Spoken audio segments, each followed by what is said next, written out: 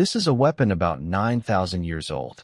It's made of black volcanic glass, and carved into it, someone cut a pattern of deliberate lines, not damage, not an accident. A pattern. One arrowhead alone carries about 20 separate strokes, arranged into a complex composition on its surface. And this isn't the only one. Archaeologists have now found a dozen just like it at a single site in Turkey, and across the wider region, the number climbs to roughly 54. And here's the strangest part. Nobody, not the archaeologists who found them, not the specialists who study them under a microscope, can say for certain what these marks meant. If these weren't random scratches, then what were Neolithic people trying to say? To understand why this is so strange, we need to go back to where these objects were found, Central Anatolia, in what is now Turkey. The site is called Tepecik-Çiftlik, an ancient settlement on the Mendes Plain, high in the volcanic region of Cappadocia. This wasn't a city in any modern sense. It was a settlement of farmers and herders, people who also hunted, living on a mound that would eventually rise nearly 10 meters above the surrounding plain. People lived here, on and off, for close to 1,500 years, roughly between 7,150 and 800 BCE.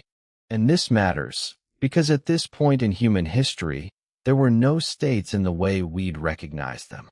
No written archives, no alphabets, no historical records of any kind. Everything we know about these people comes from what they left behind in the ground. That's exactly why marks carved onto a weapon look so strange to us. In a world with no writing at all, someone still felt the need to cut a repeated, deliberate pattern into a tool. And they didn't do it once. They did it again and again over centuries. Before we go further, we need to talk about the material itself. Obsidian is volcanic glass, formed when lava cools so quickly that no crystals have time to form. Break it correctly, and the edge it produces is sharper than surgical steel. Central Anatolia sat right next to two of the region's most important obsidian sources, Galadag, just 5 kilometers from the site, and Ninisidag, about 20 kilometers away. More than 99% of all the stone tools found at Tepecik-Çiftlik are made from this material. And this obsidian didn't stay local. Cappadocian obsidian has been found in tools hundreds of kilometers away, as far as the southern Levant.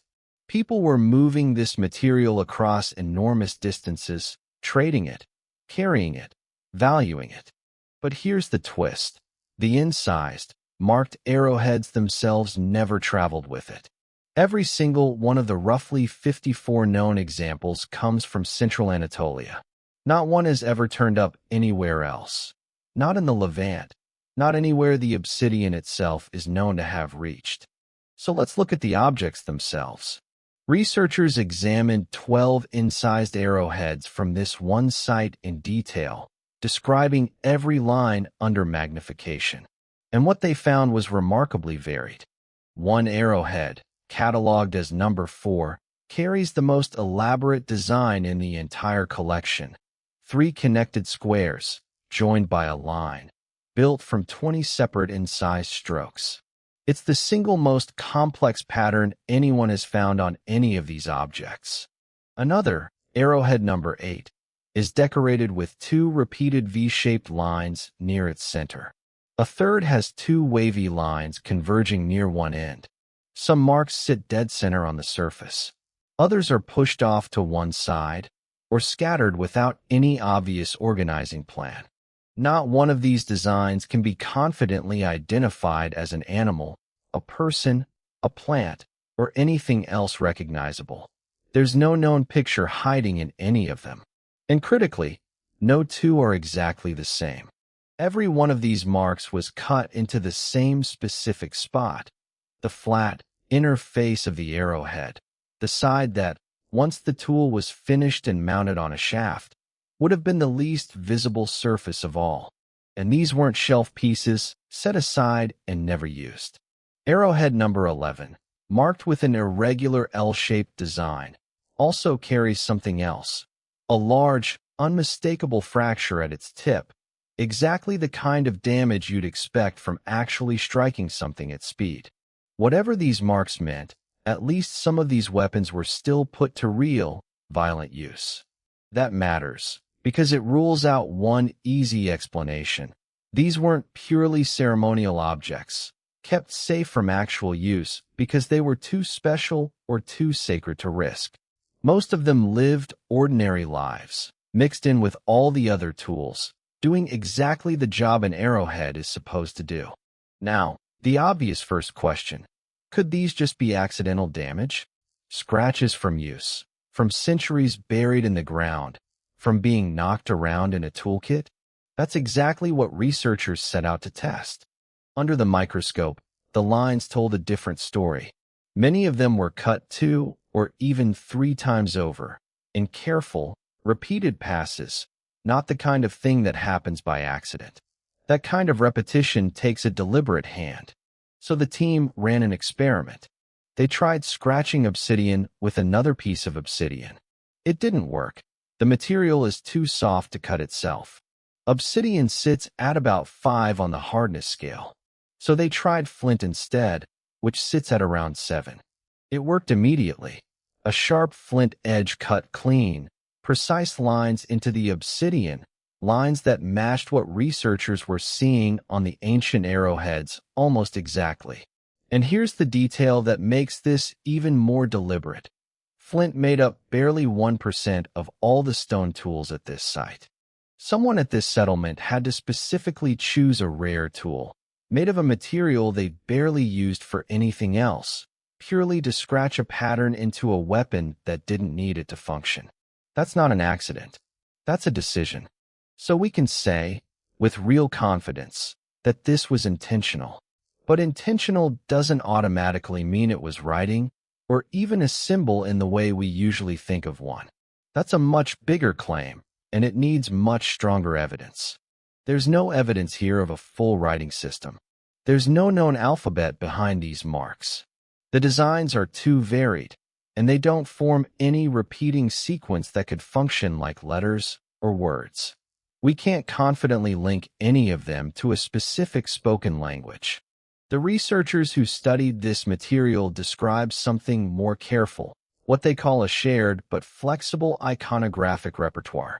In plain language, a loose, common pool of visual ideas that different people could draw from and adapt, not a fixed, standardized code everyone used the same way. They may have meant something, but meaning is not the same thing as writing. That distinction matters, because it's honest about the limits of what 9,000-year-old scratches on stone can actually tell us. So if it's not writing, what could it be? The first serious theory goes back to the 1980s, to an archaeologist named Catherine Adaman, who studied a related site called Hassan III, where 31 similar incised arrowheads had already been found. Adaman's idea was simple. These could be hunters' marks. A specific individual might have carved his own personal mark into his arrow, so that if it struck an animal, everyone would know exactly whose kill it was. To support the idea, she pointed to a real ethnographic parallel. Among Inuit hunting groups, individual hunters have been documented marking their arrows specifically to claim ownership of the animals those arrows brought down. It's not a far-fetched idea at all. But the new research doesn't confirm this. The marks are scattered randomly across different parts of the sites, with no consistent pattern connecting them, and the practice is so rare overall that it's hard to build a solid case either way. This new evidence doesn't rule the theory out. It just doesn't prove it. It's a possibility, not an answer. From there, the possibilities open up. These could have marked a specific person, a family, a hunting party, a wider social group. They might have signaled ownership of the tool itself, rather than credit for a kill. Or they might have carried a meaning that was symbolic or ritual, rather than practical at all. The honest answer is that there simply isn't enough data yet to choose confidently between any of these options. But what's genuinely interesting is what this tells us regardless of which explanation turns out to be right. People this far back in time were already turning ordinary tools into something more than purely functional objects.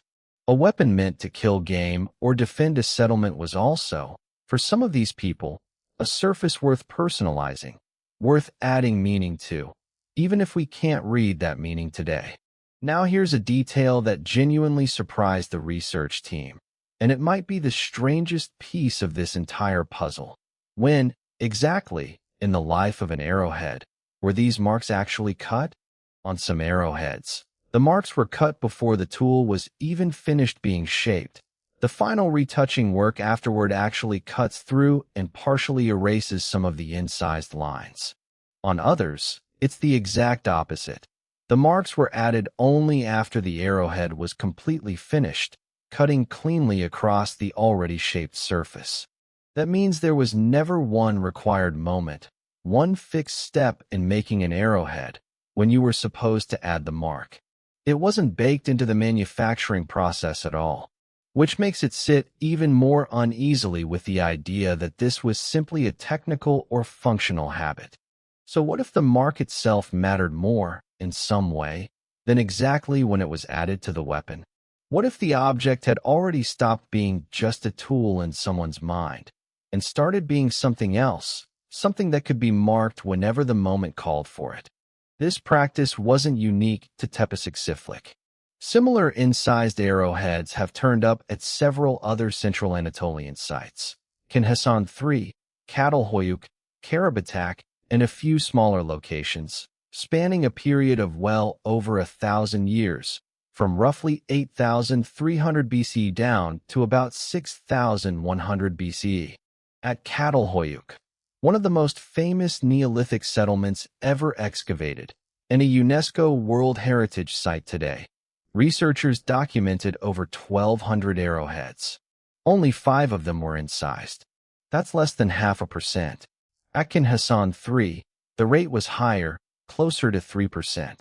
But everywhere, without exception, this stayed a small, marginal practice, never becoming the norm.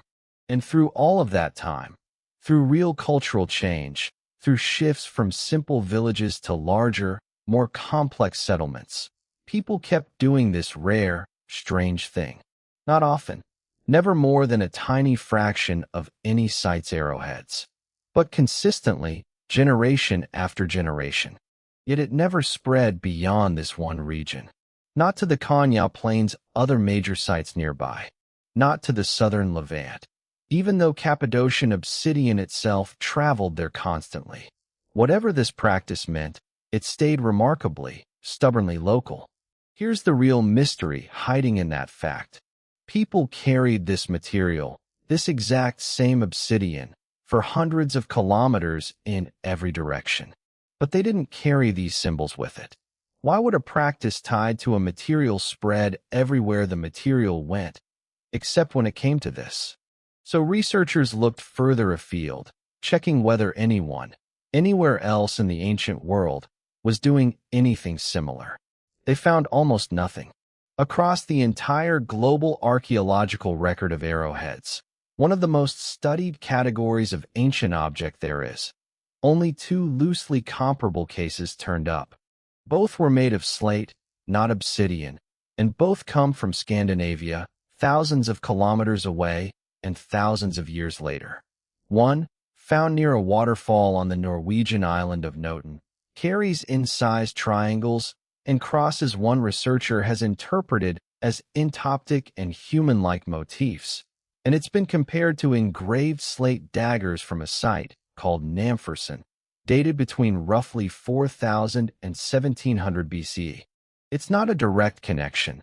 There's no plausible link between Neolithic Turkey and Bronze Age Norway.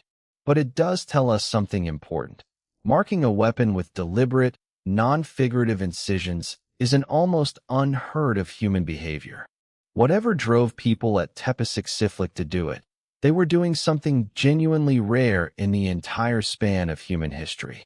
So let's be precise about where this leaves us, and separate what's proven from what's still a guess. Here's what we know for certain. The incisions were made on purpose. The microscopic evidence and the flint experiment both confirm that clearly. They are not ordinary marks of manufacture or use. Incised and plain arrowheads are functionally identical in every other way. The practice was genuinely rare, appearing on a small fraction of arrowheads at every site where it's found.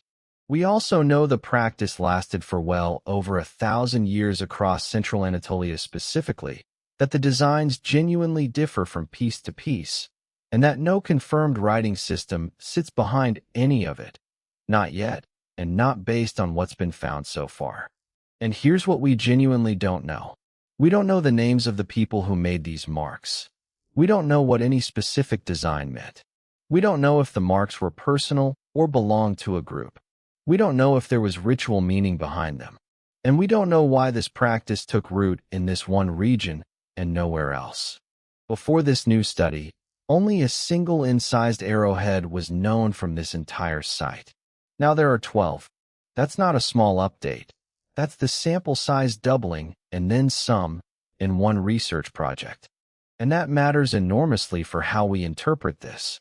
A single strange object could be a fluke, an outlier, something not worth building a theory around. A dozen objects spread across centuries at one site, and 54 across an entire region, stop looking like a fluke and start looking like a real, if rare, cultural practice. Researchers are hoping the next real breakthrough comes from an unexpected direction: burials. If a marked arrowhead is ever found buried directly with a specific person, that single discovery could finally tell us who these marks were actually for. Maybe we're not looking at the earliest hint of writing. Maybe we're looking at something older, and in a way more universal than writing itself.